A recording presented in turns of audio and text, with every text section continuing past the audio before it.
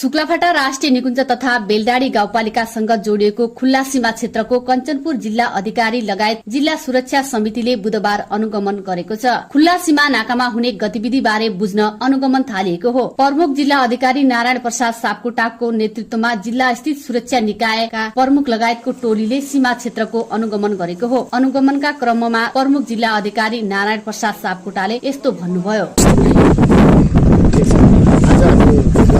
सुरक्षा समिति प्रमुख जिल्ला अधिकारी जिल्ला सुरक्षा पदाधिकारी नेपाल सशस्त्र नेपाली सेना र ब्रिगेडियर सहायक समिति हुनुहुन्छ र आज हामी नेपालको सैनिकको जङ्गी पिलर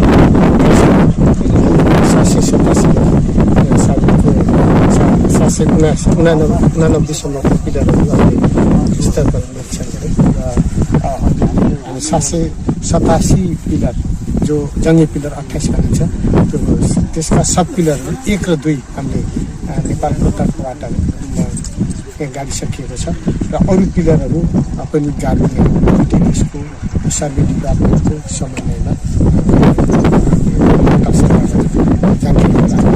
र अहिलेसम्म अहिले स्तर जिल्लाको सुरक्षा समिति र नेपाली सेनाको ब्रिगेडियर समेतको टिमले हामीले चाहिँ नेपाली सीमामा पिलर नम्बर 787 देखि 789 स्तरहरू निरीक्षण।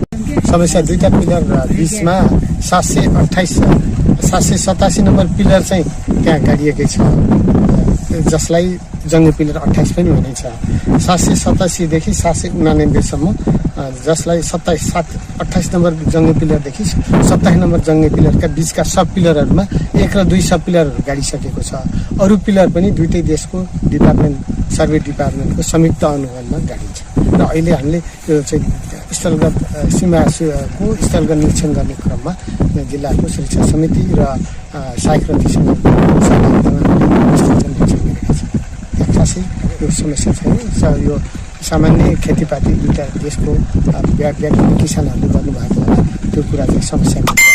खास हामीले पिलर गाड्ने कुरा चाहिँ अब चाहिँ हामीले 28 नम्बर 787 पिलर गाडिसकिएको छ। त्यसका सब पिलरहरू 1 र 2 पनि गाडिसकिएको छ।